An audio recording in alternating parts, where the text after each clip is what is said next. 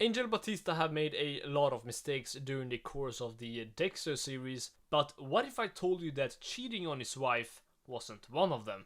This immoral act was actually indirectly responsible for pretty much every outcome in every major plot point in the entire series. Without the affair, many of the big characters such as Lumen, Masuka, and even Batista himself would have died. This is what's known as the butterfly effect, where one seemingly small and irrelevant action, like Batista cheating on his wife, spirals out of control into a tornado of massive consequences that affects everyone. So, in today's video, we're exploring the alternate timeline where Angel Batista never cheated on his wife, and we will do this by methodically going through each and every season of Dexter and absolutely overanalyzing the shit out of everything step by step, like a couple of very normal people who definitely aren't in need of any psychiatric help. Spoiler warning for the main show, Dexter New Blood and Dexter Original Sin. So it all starts off screen roughly 3 months before the events of Dexter Season 1. This time Batista chooses to keep his La Passion exclusive to his wife and doesn't cheat. No affair means no breakup with Nina. Now we can begin with the events of Season 1.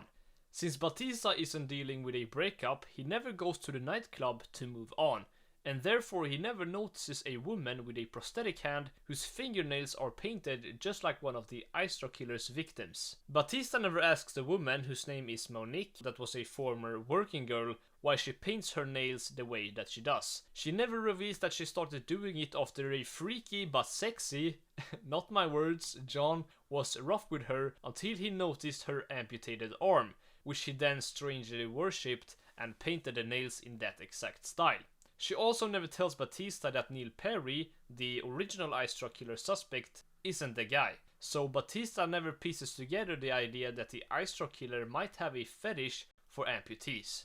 Batista then never proceeds his lead, and he never asks Rudy Cooper, aka Brian Moser, if he might have come in contact with any amputee devotees recently. Brian, feeling no heat from Batista, doesn't get paranoid about being discovered, and therefore he doesn't try to kill him. Batista never ends up in the hospital, and Brian never ends up with a fat lip. Dexter doesn't connect the dots between the attacker's teeth mark on the back of Batista's head with Rudy Cooper's busted lip. Dexter doesn't know that Rudy is the Istra killer. So Brian Moser doesn't kill Monique or display her chopped up body at Sanda's cottage, because in the original timeline that murder was a rushed and improvised attempt to distract the police while he moved forward with his real goal, isolating Deborah. But this time Brian's plan has been running smoothly and he has no reason to create a diversion. This also means that he never leaves a tape recording of Monique's murder for the police to find. Without that tape, the police never discover the background details in the footage, like how large the freezer room seemed to be, and without that discovery they never deduce that it was likely constructed in a private residence, possibly the killer's own home. Also, without Monique's body, Masuka never discovers that she was an amputee, and never makes the connection between Batista's one-handed call girl lead, Batista's stabbing, and the murdered amputee. Rudy Cooper doesn't become a prime suspect in the Istra killer case. There's no warrant for his apartment and no fingerprints, and even if the police somehow obtained the Istra killer's fingerprints through another lead, it still wouldn't matter, because Batista never has his realization about running the prints against mental institutions, since he never shares a hospital room with a psych patient. Brian then moves forward with his plan and kidnaps Deborah with zero pressure from the police or Dexter. Tomorrow night, I'm gonna smash your boy, guys. I'm gonna smash your boy. Just like in the TV show, he leaves a clue for Dexter to find him, but this time Dexter has no idea who the Istra killer is, or that his sister is in danger. And of course, Brian doesn't leave the clue inside his own apartment because the police haven't searched it. Then Dexter finds their childhood home and reunites with his long-lost brother. This time he's even more shocked than in the show, because now he discovers that Rudy is the Istra killer and that he is Brian Moser, his biological brother, all at once. Brian still wants Dexter to kill Deborah. When Dexter refuses, Brian grabs the knife and they wrestle. Brian overpowers him, and this time, with no police showing up to save the day like in the show, Brian plunges the blade into Deborah's chest.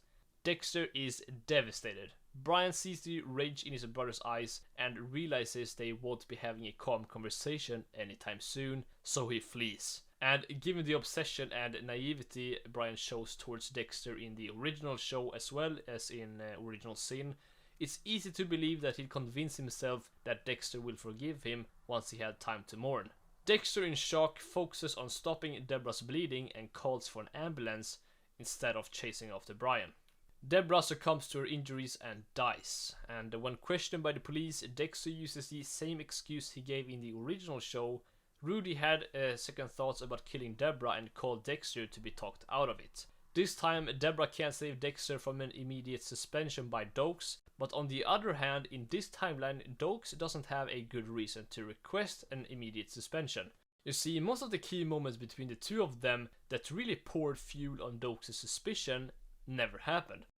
The season would end with the police finally getting the real identity of Rudy Cooper and launching a nationwide manhunt for Brian Moser. Moving on to season 2. With the department down one officer, Joseph Quinn is introduced a full season earlier. Dexter's underwater graveyard is discovered and the FBI is brought in. At first, some assume it might be the Ice Straw Killer's dumping ground, but Special Agent Lundy quickly debunks that theory. The MO simply doesn't match. Brian dismembered and displayed his victims, he didn't hide them. So the department realizes that they are dealing with a new serial killer, the Bay Harbor Butcher. And this of course happens in the show as well, but try to remember this part, the initial assumptions and Lundy's debunking, because it will be very important later in this timeline. Meanwhile, Rita never confronts Dexter about the missing shoe after Paul's death, not because she trusts him, but because she feels bad for him after losing his sister, and she doesn't want to add more stress, so she stays quiet but keeps a watchful eye. This means that Dexter is never accused of being a drug addict and never forced to attend Narcotics Anonymous meetings, which means that he never meets Lila West. And without Lila, a whole cascade of key events simply never happens.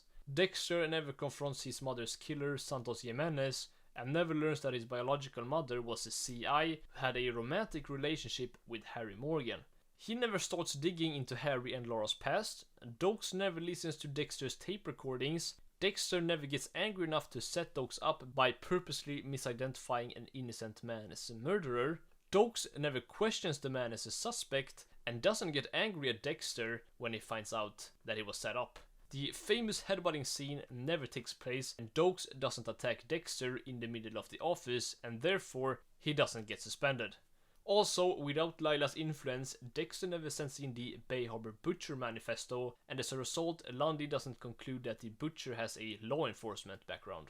However, once the majority of the victims are identified as convicted felons or suspected killers, it becomes clear that they are dealing with some kind of vigilante. But what about Brian Moser, okay? He's been on the run ever since the end of season 1, and by now he realizes that killing Deborah was a huge mistake. He had hoped Dexter would go through with it himself, but Brian's naive assumptions were clouded by childhood memories that Dexter didn't even share.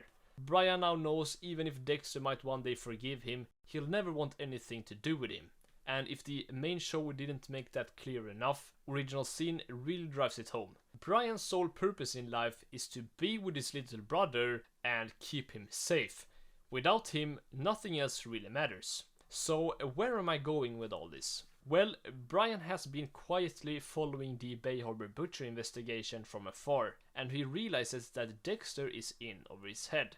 But he sees an opportunity, a chance to redeem himself, to be the heroic big brother one last time. Brian decides to sacrifice himself to save Dexter by taking the blame for the Bay Harbor Butcher killings. But like we touched on earlier, the Bay Harbor Butcher and the Ice Straw Killer have widely different MOs.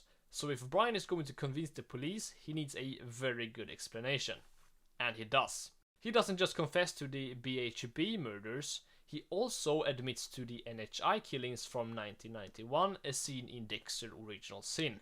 Back then, in his early 20s, Brian's MO was entirely different from the ones we see later as the Ice Straw Killer. This makes his story more believable, painting him as a serial killer who isn't a stranger to switching up his style and disposal methods over time. Sure, the Bay Harbor Butchers' focus on targeting criminals doesn't really fit with Brian's psych profile, but Brian explains it away as a tactic to avoid getting caught. These types of criminals are less likely to be missed. So these confessions, combined with the fact that Brian knows specific details about some of the Bay Harbor Butcher murders, and that he killed Deborah while she was wrapped in plastic, butcher style, are more than enough for both the police and the FBI to believe he's their man. But Brian would make one final and ruthless precaution. On its way to turning himself in, he kills Frank Lundy, the FBI's top expert on serial killers, and the one person most likely to see through his story. Brian Moser receives the death penalty, and Dexter gets away scotch-free. And Dexter never uncovers the truth about Harry's death. This is because the police haven't yet had any reason to investigate the Bay Harbor Butcher victims' trials. And that means that Dokes never learned that many of the victims were freed due to sloppy blood work. He never breaks into Dexter's apartment, never finds the blood slides, and therefore never discovers that Dexter is the Bay Harbor Butcher. Dexter never locks him up in a cage, and never finds out that Harry Morgan died by suicide. Plus, like we already covered, Dokes hasn't even looked into Dexter's past to begin with, since his suspicion never escalated into obsession. Moving on to Season 3. Since this season takes place roughly 1 year after Season 2, it begins much like it does in the original timeline. Dexter mistakenly kills Oscar Prado and is then invited to the funeral by Oscar's older brother, Miguel Prado. Later, Miguel walks in on Dexter killing Oscar's alleged murderer, Freebo. The two become friends and begin spending more and more time together. Eventually, Miguel realizes that Dexter has been killing for a long time and he wants in. Dexter suggests a seemingly impossible target, Clemson Galt, a neo-Nazi who already is behind bars. Dexter hopes Miguel will back out, but instead Miguel agrees and even comes up with a plan. So far, this all plays out just like in the TV show, but here's where things diverge. Because Dexter never learned about Harry's suicide, he doesn't realize how deeply disturbing it can be to witness someone dismember a body, even for someone who's theoretically okay with murder. And on top of that, after losing both his sister and his brother, Dexter is in a far more emotionally vulnerable state than in the show. So this time, he doesn't give Miguel the wrong murder location, and together Dexter and Miguel kill Clemson Galt. And as we all know, once Miguel loses his murder V card, he starts to spiral into his darkness. And just like in the show, it begins with the solo murder of his work nemesis, Ellen Wolf. But instead of killing her the same night as Billy Fleeter, his first kill in the original timeline, he kills her shortly after Clemson Galt, right after asking Dexter for permission and getting rejected. So, just to clarify, he doesn't kill Ellen Wolf the same night he kills Clemson Galt, so he isn't away a whole night. So without Miguel's mysterious long night out, his wife never suspects him of cheating, which means that she never vents about it to Rita, and Rita never confronts Miguel. Miguel never responds with the same exact line he used earlier when manipulating Dexter. Rita never brags to Dexter about being called a very wise person by Miguel, and Dexter never picks up on the pattern and never realizes just how manipulative Miguel truly is, and he doesn't test the bloody shirt that implicates Miguel in Freebo's death. Because of this, he doesn't discover that the blood on Miguel's shirt was bovine and that it's been conned from the very beginning. And because Miguel doesn't kill Ellen Wolf the same night he does in the show, he doesn't kill her the same night she and Maria LaGuerta were out at the bar. This means that the flirty bartender Toby Edwards is never considered a suspect. Maria doesn't question him, and Toby doesn't give his witness statement about seeing a dark-colored SUV with bright beams outside Ellen's house the night she was murdered. Maria never starts to suspect that Miguel is the killer, and Miguel never needs to cozy up to her to manipulate the investigation. He never cheats on his wife with Maria, and she never catches them outside Maria's house late at night. His wife never breaks up with him, so Miguel doesn't get furious at Dexter for telling on him. Maria never searches for evidence inside Miguel's car, never finds hair in his trunk, and Miguel never plans to kill her to cover his tracks. And as a result, Dexter doesn't kill Miguel. Meanwhile, since Deborah is dead, no one investigates Ramon Prado as the Skinner. No one catches him torturing a guy for information about Freebo. As a result, he's never forced into an early retirement from the sheriff's department, and since Dexter hasn't killed Miguel, Ramon never crashes out on him before the wedding. Season 3 ends with Dexter and Miguel hunting down and killing the Skinner together. Afterwards, Dexter makes one thing very clear: Miguel can never kill an innocent person again. This is his only warning. Rita and Dexter get married, and Miguel is the best man. Moving on to Season 4. Dexter is called to a crime scene where a woman named Elisabelle has been found murdered in her bathtub. They discovered old blood beneath the bathroom tiles, which traces back to a 30-year-old case. But since Brian Moser killed Lundy, Lundy is no longer around to share his Trinity Killer theory with Dexter or the police, which means that no one even knows that the Trinity Killer exists. Lundy never warns Dexter that Trinity will strike again, this time in an office building, so Dexter never tries to stop him or kill him. He never follows Trinity home or finds out about his family or his address, and never goes undercover as Kyle Butler. And without Kyle Butler, no one is there to stop Arthur Mitchell from taking his own life. And this means that Arthur dies without ever being hunted or caught, and without the police even realizing that a serial killer had been active for the past 30 years. And of course, this results in Rita Morgan not getting murdered, so that's pretty awesome. However, everything comes at a cost. In this timeline, because Deborah is dead, she never invites Masuka to Dexter's Thanksgiving dinner. Moving on to Season 5. Because Rita doesn't die, Dexter and the kids never move out of the house. He doesn't rent a moving van and never discovers the human bloodstain in it. He never finds out that Boyd Fowler was the last person to rent that truck. He never tracks him down to a dumping ground with dead girls in barrels. Dexter never kills Boyd and therefore never saves Lumen's life. He and Lumen never goes after the other members of the trafficking ring, and Jordan Chase, the leader, never has a reason to move the barrels to a different location. Which means that the truck carrying the barrels never crashes and the bodies are never discovered. So the entire Barrel Girl plotline simply never happens. The police have no idea those girls even existed, and neither does Dexter. All because of Batista being faithful to his wife. It's also worth noting that the whole subplot with Quinn and Liddy secretly investigating Dexter never happens either. This is because Quinn has no reason to be suspicious in this timeline, especially now that Rita never got murdered and Dexter never went undercover as Kyle Butler. Now to Season 6. Maria LaGuerta gets promoted to captain, just like in the show, but with Deborah dead, Angel Batista gets the lieutenant position. No Lieutenant Deborah means no Mike Anderson. Instead, Maria's top pick from the original show, Sam Herman, becomes the newest member of Homicide. Since the iStar killer also turned out to be the Bay Harbor Butcher, a case handled by the FBI, the prosthetic hand is in federal custody, not sitting in Miami Metro's evidence locker.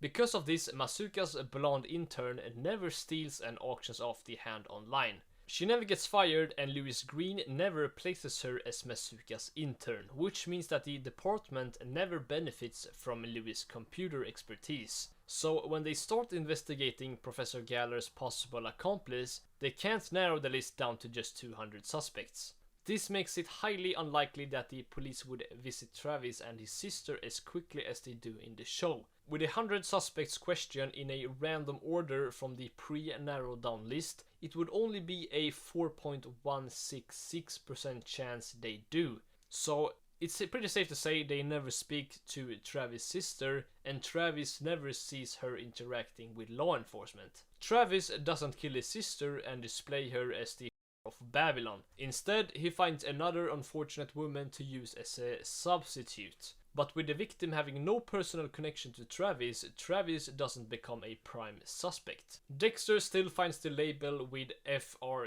Galway on the of Babylon tableau, just like he does in the TV show. But without Louis Green's help and the search engine Elliot, Dexter can't find any info on Galway. No visit to Father Galway means no discovery of the Santa Maria de Loreto church. aka the Doomsday Killer's hiding place. And he never discovers Geller's frozen body or the truth that Travis has been the killer all along.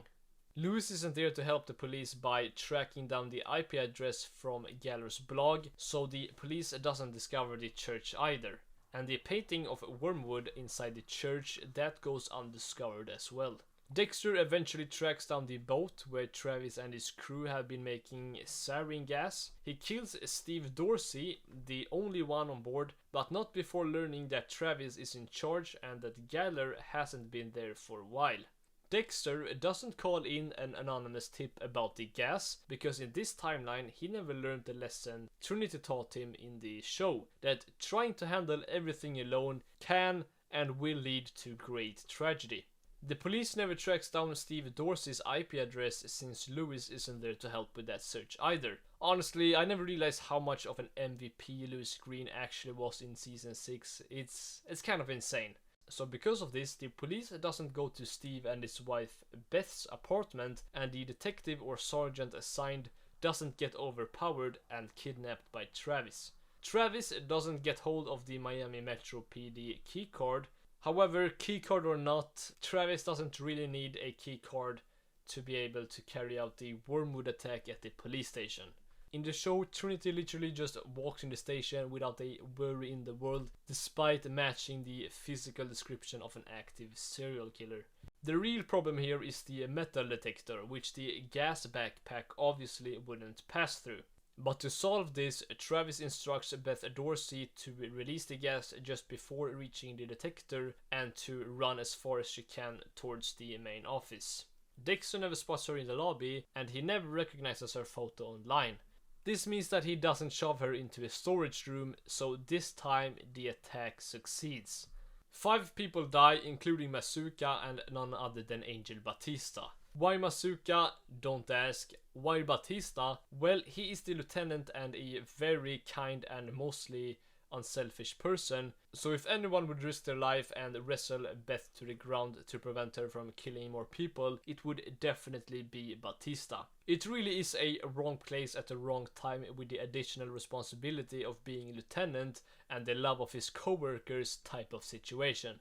And I base this outcome loosely on real sarin gas attacks, like the Tokyo subway incident in 1995, where 13 people died and over 1,000 people were hurt, and the group behind that attack was actually called the Doomsday Cult. Eventually, Dexter finds the church through his Galway lead, and he kills Travis, still unaware that Geller never existed. And also, Deborah, of course, doesn't walk in on him killing Travis, because she is very dead. Now for season 7. Because Mike Anderson was never hired, he never gets killed by Victor Baskov, and Dexter doesn't kill Victor in response, which means that neither Dexter nor the Miami Metro Police Department ever comes in contact with the Koshka Brotherhood, removing that entire storyline completely.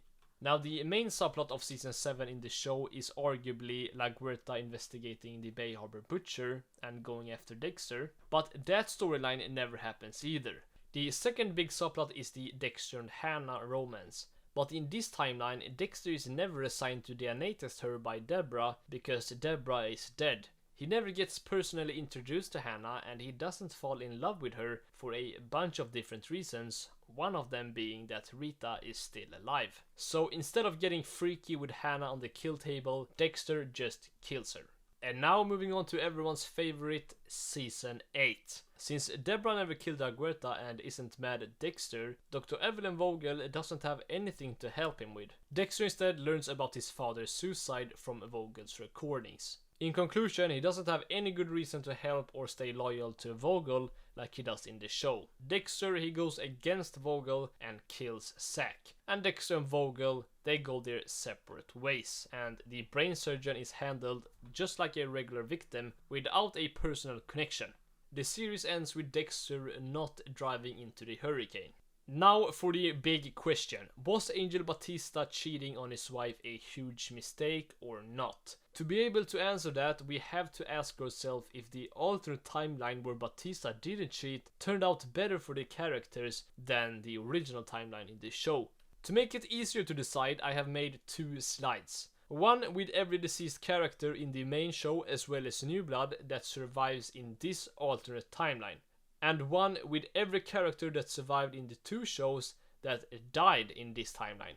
Now, it's pretty tough, but from a bystander's perspective, I stand behind the title of the video. Even though characters like Dokes and Rita survives, characters like Batista and Lumen die, and there are a ton of very bad people that get away. Like, just imagine how many more girls would get murdered by the Barrett Girl gang or Kurt Caldwell. In conclusion, La Potion saved the entire Dexter universe. And don't make this your excuse to cheat. Cheating is wrong, only Batista gets the pass.